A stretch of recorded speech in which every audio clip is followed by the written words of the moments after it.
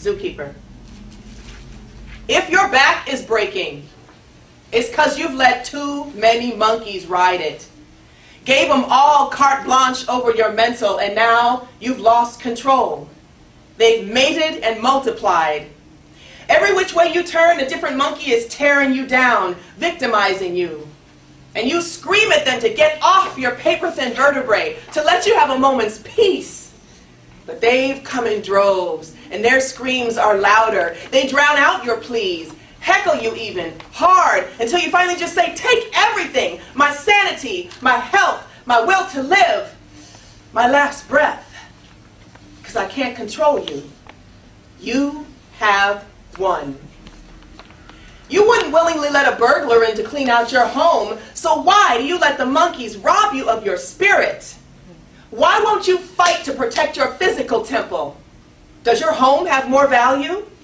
Is that why you secure it with a top-notch alarm system, but you leave the door to your soul wide open, monkeys eating away at your intestines, wreaking havoc on your plaintive esteem, ripping the feeble beat clear out of your heart, impairing your psyche on levels that you can't even articulate?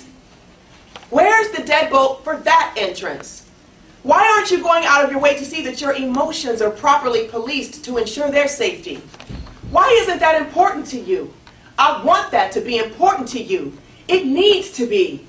I want to slap you belligerent. Want to see you display dauntless insolence. Want you to show me that you have the resolve to shield yourself from harm. Because you deserve to have the strength to be able to put a blockade around your being so massive that no monkey of any size or fortitude can ever infiltrate. But your love of self is crumb-sized. And sadly, it's only made larger when someone else appears to love you. And when they take that love away, the crumb that you grasp for with the slippery tips of your fingers does nothing but get smaller. So small that you wonder how you can see it in the first place. And although your tear-blurred pupils do have it in focus, you're afraid to grip it, mold it, develop it on your own, because you think you're inept. So sure that if you even try, your tears will wash it away. You have no trust in yourself, so instead you put it in everything else. In people who mean you no good, in things that can be wiped out in a blink. You pin all your hopes on outside sources to give you the inner solidarity you desire, and when it's all said and done, nothing and no one is ever there for you except you. And you don't even like you. You can't stand being near you. You wish you were a different you so that you could finally smile at your own reflection. But since you know that's never going to happen, you continue to resign yourself to the monkeys, letting them run rampant in your wretched life, breaking your back with so much force that you just go ahead and lie down for them. Let them stomp all over you, because dealing with you is just too damn hard. And besides, you're not even worth your own effort. Right?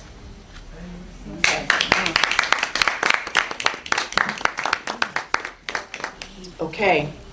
So, I wrote Zookeeper in December 2010. I can almost tell you the date. I think it was December 10th. At that time, I was really, really suffering in my life on a lot of levels. God, I might cry.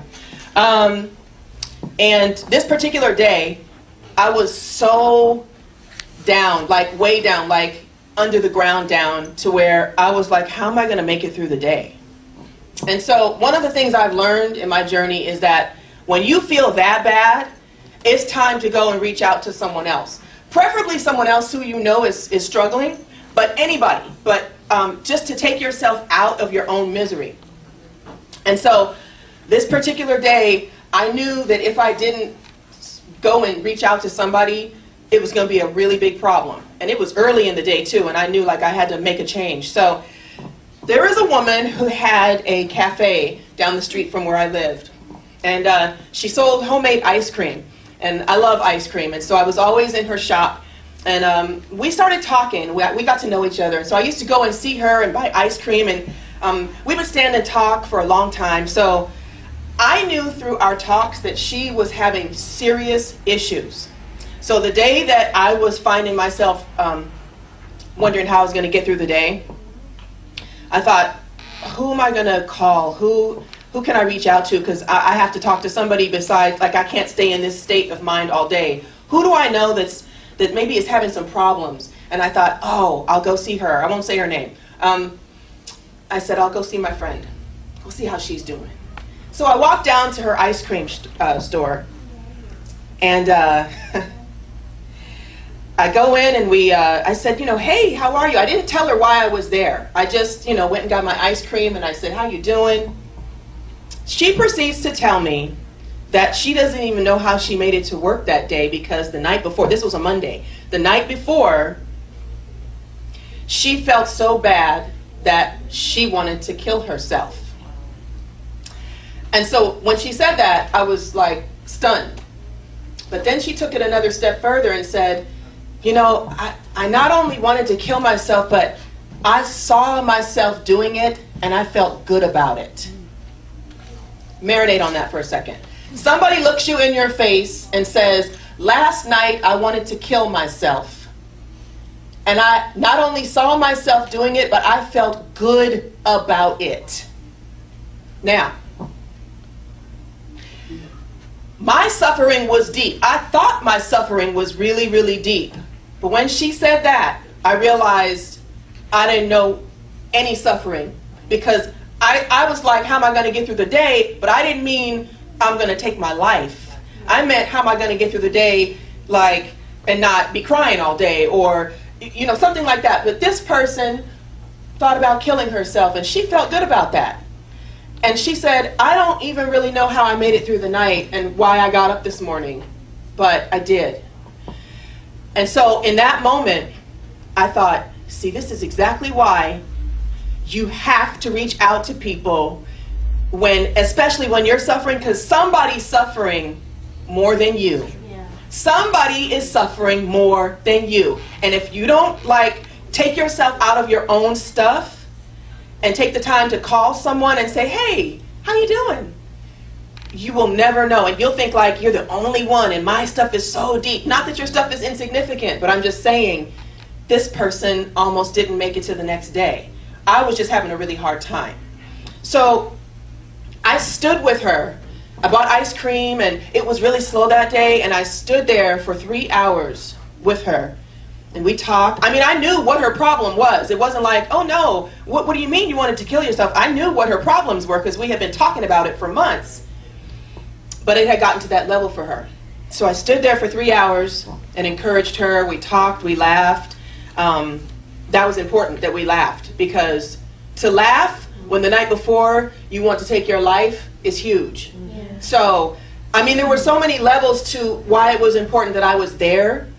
But what she said to me, so I stayed for 3 hours, I encouraged her, I took my stuff and I left. But on my way home, I was severely disturbed. I was broken down disturbed by the conversation we had, by what she told me. I mean, I just kept hearing her say, I wanted to kill myself, and I saw myself doing it and felt good about it. And I thought, what in the hell are we doing to ourselves that we allow ourselves to get to the point where we don't want to get up the next day?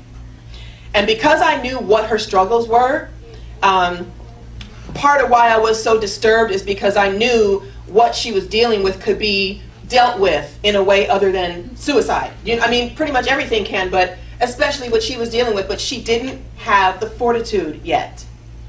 So I went home and I was so disturbed all day long. Then I got on the phone with my friend and I told her what happened. She was also suffering, not like this person, but she was suffering too. We had a similar discussion about the depth of suffering. And when I hung up from her, I was even more disturbed, because again, it was like, why don't we care enough about ourselves to protect ourselves from the drama that doesn't have to be in our lives? There's certain stuff that happens that you can't control. But then there's the stuff that you just let yourself be in. Okay? That's what was upsetting me, because I was in it too. The stuff that I was suffering with was stuff that I could have controlled had I felt better about myself.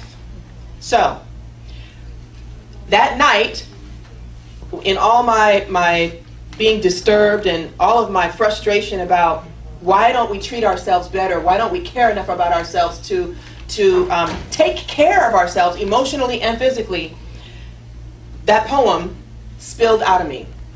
And when I write these poems, I don't really have control over what's happening. I just write, I just do what my brain says, and I just construct it as it goes. But because I was angry, so this sounds like an angry poem, doesn't it? I was mad as hell. I was really mad when I wrote it because I was mad for people. I was mad for myself. I was mad for my friend. I was mad for my other friend that I was on the phone with. I was just mad for humanity because too many people don't take care of themselves in a way that allows them to bypass unnecessary stuff. I know that when you're in a challenging situation, there's always a good lesson, and there's always, something to be learned. But I also know that when you feel good about yourself, when you take care of yourself physically and emotionally, you are able to sidestep a lot of stuff that doesn't have to happen. And so when I started writing Zookeeper, I started crying because, again, it started with me. I was drowning in my own misery, and then I went to see my friend and realized she was drowning even further. And then I talked to my other friend, and she was drowning too. And it was a combination of all three of us in that poem.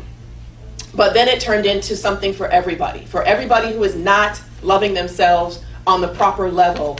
Everyone who lets themselves be stomped all over by our burdens, by the problems that we have. And that the self-love is not strong enough to fight it. And then you end up saying things like, I wanted to kill myself and I felt good about it. So I cried hard when I wrote that poem because my line, the line that really was meant for me, is when I said, why aren't you going out of your way to see that your emotions are properly policed to ensure their safety? Why isn't that important to you?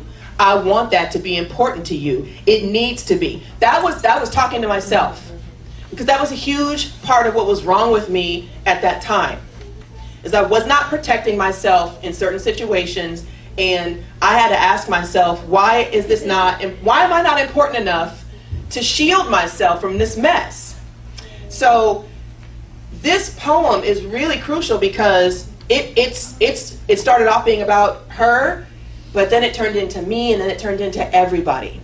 So when I started doing this poem, people had the reaction that you have. I had the reaction when I was writing it. And then it became something that I realized was very important for people to hear and to use, to remind themselves that there's certain stuff that you're in that you don't have to be in, but you have to want to love yourself enough to get out. Okay? Part of what this person was dealing with was a very abusive relationship. She had so many stories that I was just staring at her like, okay, I've been in some stuff, but not that stuff. And so, like I said, I had her backstory in the back of my mind, which is why a lot of the anger came out in this poem. I was just really mad.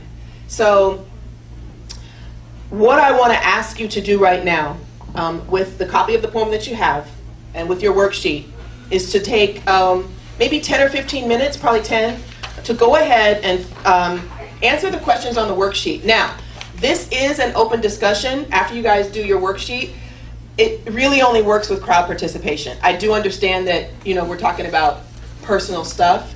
So you don't have to participate, but I would like you to do the worksheet because it really is for you to workshop yourself, whether you do it in front of other people or at home alone.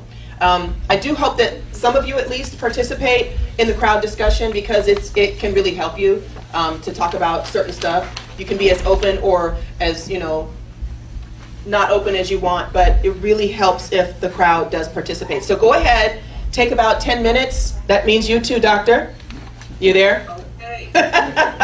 Okay, take about 10 minutes to go ahead and work on your worksheet, and then I'll come back and we'll talk.